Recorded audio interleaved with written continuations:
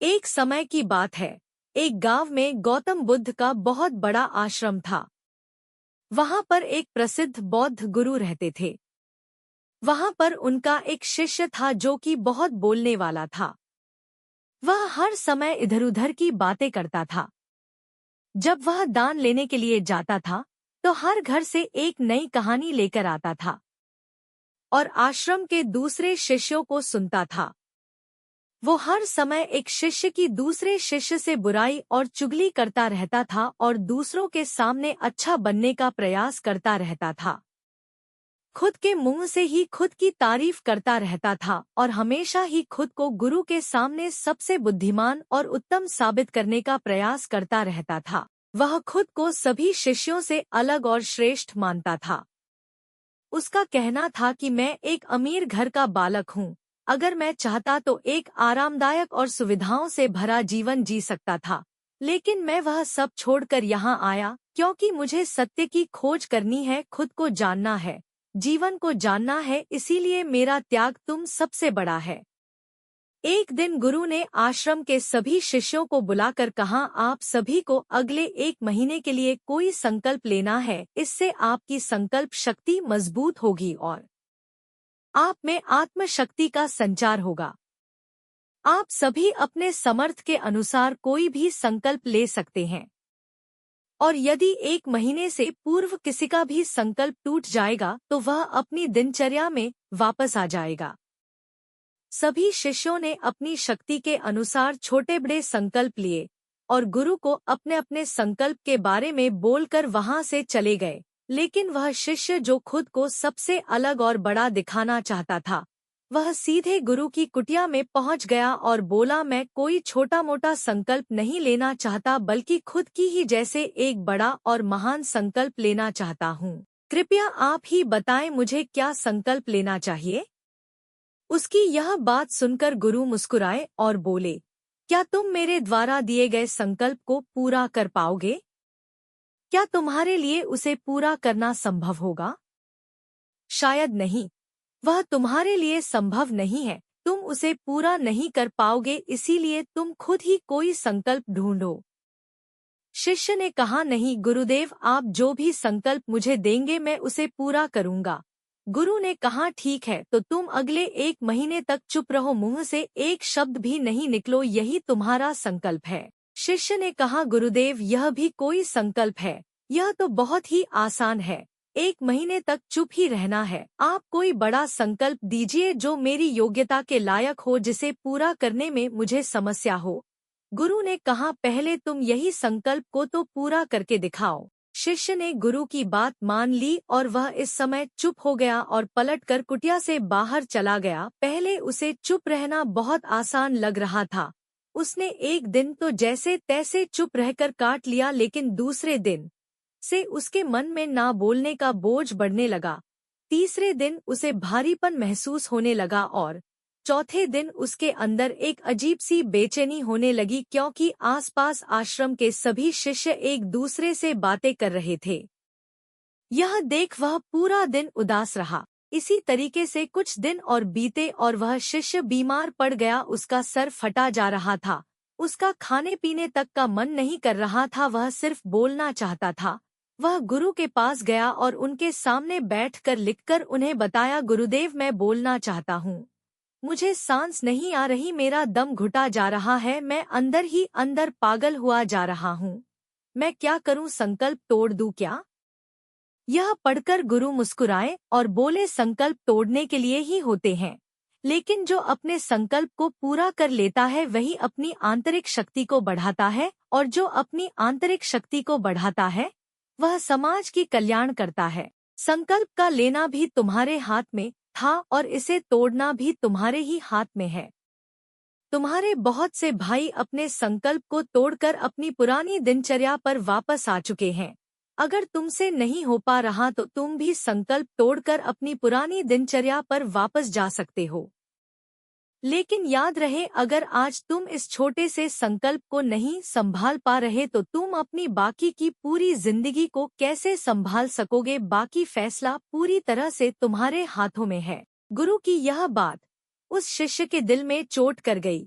वह बिना कुछ बोले वहां से वापस चला गया और खुद को अपनी कुटिया में बंद कर लिया। वह केवल अपने जरूरी कामों के लिए ही कुटिया से बाहर निकलता था, बाकी सारे समय कुटिया के अंदर ही बैठा रहता। 15 दिन बीत चुके थे और आश्रम के लगभग सभी शिष्यों का संकल्प अब तक टूट चुका था, लेकिन उसका संकल्प अभी भी जारी था। संकल्प लेने के बाद से अब तक उसने एक शब्द भी नहीं बोला था। सारा आश्रम हैरान था कि इतना बोलने वाला इंसान चुप कैसे हो गया। 15 दिन बीतने के बाद वह दोबारा अपने गुरु के पास गया और लिखकर बताया है, गुरुदेव मैं बाहर से तो चुप हूँ, लेकिन मेरे भीतर बहुत सी आवाज है, बहुत सी चीज, पुकार और शिकायतें हैं। मैं अंदर ही अंदर बात करता रहता हूँ। मेरा मन तरह तरह के प्रश्न पूछता रहता है। मैं बाहर से जितना मौन हूँ, भीतर से उतने ही शोर शराबा से भरा हुआ हूँ। क्या इस तरह से मेरा संकल्प अभी भी जारी है? गुरु ने कहा, तुम्हारा संकल्प अभी भी जारी है, लेकिन जब तक लोगों की यह आवाज तुम्हारे कानों में गूंजते रहेंगे, तुम्हारा मन बोलता रहेगा, क्योंकि इसे तो आदत है बोलने की। तुम भले ही बाहर से चुप रहो, लेकिन तुम अंदर ही अंदर बोलते रहोगे। तुम्हें इन बातों से, इन आवाजों से दूर जाना पड़ेगा। शिष्य गुरु को प्रणाम कर वहां से चला जाता है और सुबह होते ही अपनी कुटिया छोड़कर जंगल की तरफ चला जाता है। कई दिन बीत जाते हैं, संकल्प का समय भी पूरा हो जाता है, लेकिन शिष्य लौटकर नहीं आया। आश्रम में सभी को डर था कि कहीं उसको जंगली जानवर ने खा न लिया। उसे ढूंढने की बहुत कोशिश की गई, लेकिन वह कहीं नहीं मिला। सभी गुरु भाइयों ने मान लिया था कि जंगली जानवरों ने उसे अपना शिकार बना लिया है, लेकिन गुरु को ऐसा नहीं लगता था। एक दिन आश्रम का एक अन्य शिष्य गुरु के पास आया और बोला, गुरुदेव हमारे उस अधिक बोलने वाले भाई के साथ क्या हुआ होगा? क्या जानवर ने उसे मार दिया होगा? गुरु ने कहा, हो सकता है कि जानवरों ने उसे अपना शिकार बना लिया हो, लेकिन उसके न लौटने की एक दूसरी वजह भी हो सकती है। शायद उसे वह मिल गया है जिसके लिए वह गया था। फिर शिष्य ने पूछा, गुरुदेव क्या ज्यादा बोलना इतना हानिकारक होता है? गुरु ने कहा, इंसान के जीवन के बहुत सारे दुखों में से एक दुख यह भी है कि वह कभी चुप नहीं रह सकता, हमेशा कुछ ना कुछ बोलता ही रहता है। सिर्फ हमारे बोलने के कारण हमारे आधे से ज्यादा दुख पैदा होते हैं। परिवार के अधिकतर झगड़ों की वजह हमारा बेमतलब बोलना ही होता है। हम में से कोई भी चुप नहीं रहना चाहता, हम बस सामने वाले को सुना देना चाहते हैं। जो भी हमारे मन में है सब निकाल कर उसके मन में बैठा देना चाहते हैं। उसे समझा देना चाहते हैं कि देख तू गलत है और मैं सही। और इस तरीके से सब एक दूसरे की सारी गलत बातों को ग्रहण कर रहे हैं। इस तरीके से सुनने और सुनाने का यह काम जिंदगी भर चलता रहता है, लेकिन इस ना समझी में हम अपना समय, अपना जीवन, अपनी समझ और सबसे महत्वपूर्ण वक्त को हम खो देते हैं। लेकिन इसके बदले हमें मिलता क्या है? कुछ नहीं, सब व्यर्थ और बर्बाद हो जाता है। इस पागलपन में हमने क्या खो दिया, इसका एहसास केवल कुछ ही लोगों को हो पता है। बाकी लोग जैसे उन्हें अपने आने का पता नहीं, वैसे ही उन्हें अपने जाने का भी पता नहीं चल पाता। शिष्य ने कहा, तो फिर इसका समाधान क्या है? गुरु ने कहा, पूरी जागरूकता के साथ अपने विचारों को देखना ही एकमात्र तरीका है। सारी मानसिक समस्याओं का वर्तमान में रहकर चिंतन करना, पूरी जागरूकता के साथ अपना काम करना जिंदगी में चमत्कारिक बदलाव ला देता है।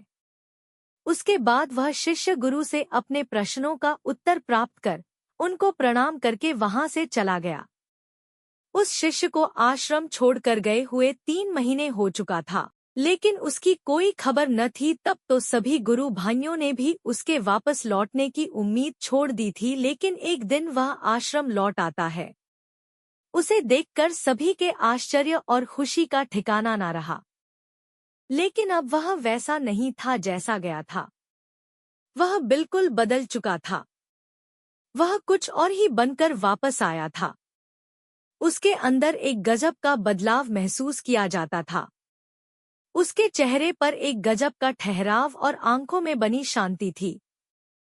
आश्रम में आते ही सभी गुरु भाइयों ने उसे चारों तरफ से घेर लिया और बातें करने लग गए। वह भी अपने गुरु भाइयों से बातें करने लगा। उससे बात करने वाले सभी ने यह अनुभव किया कि अब वह पहले जैसा उतावला और बातूनी नहीं रह गया था। उसके मुंह से एक एक शब्द बहुत ही सरल और मधुरता के साथ निकल रहे थे। थोड़ी देर तक गुरु भाइयों से बात करने के बाद वह सीधा गुरु की तरफ चला गया। उसने गुरु के चरण छुए और कहा, गुरुदेव, क्या मैं अभियान में हूँ? क्या अभी मेरा संकल्प जारी है? गुरु ने कुछ देर तक शिष्य की आंखों में बड़े ध्यान से देखा और कहा, हाँ, तुम अभी भी अभियान में हो। तुम्हारे मुंह से एक भी शब्द निकल नहीं रहा और तुम्हारा संकल्प अभी भी जारी है। शिष्य ने कहा, गुरुदेव, जब मैं आश्रम से गया तो मैं मुंह से तो चुप था, लेकिन मेरे अंदर बहुत सी आवाज हो रही थी।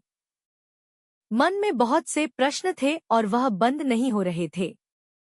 तो मैं जंगल में चला गया इस उम्मीद से कि वहां मुझे शांति मिलेगी और मेरे मन की बकबक कम हो जाएगी। लेकिन मैं जितना एकांत में जाता गया, मेरे अंदर की आवाज उतनी ही तेज होती गई। मेरे भीतर की पुरानी से पुरानी आवाज मुझे सुनाई देने लगी। तब जाकर मैंने महसूस किया कि मैं कितना गलत कर रहा था। जब मैं अपने परिवार वालों, दोस्तों को और गुरु भाइयों को बुरा भला कहता था तो उसे समय मुझे लगता था कि मैं सही कह रहा हूँ।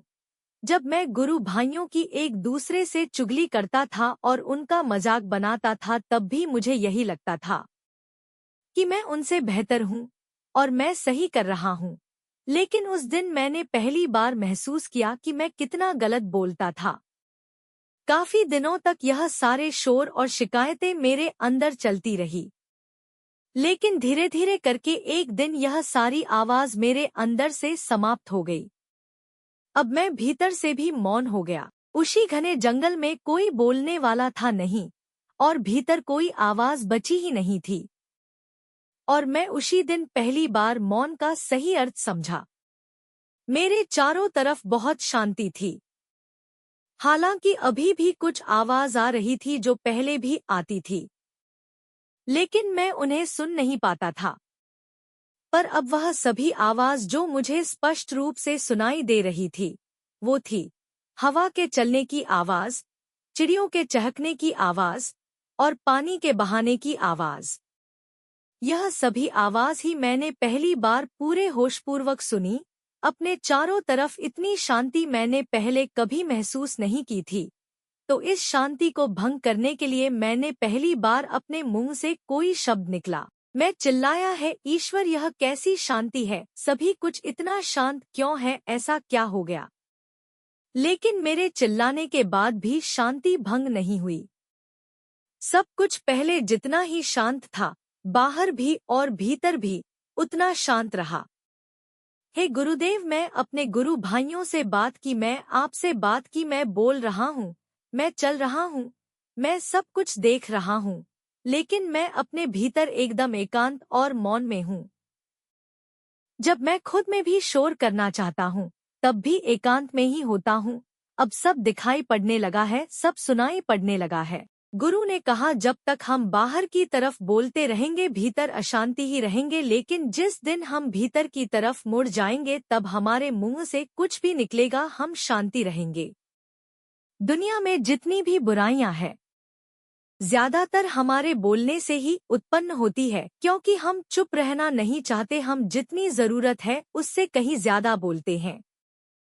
हम सामने वाले को सुनना नहीं चाहते, बल्कि उसकी बोलती बंद कर देना चाहते हैं। उसे समझा देना चाहते हैं कि मैं कौन हूँ, मैं क्या कर सकता हूँ। और यही हमारी जिंदगी का मकसद बनकर रह जाता है।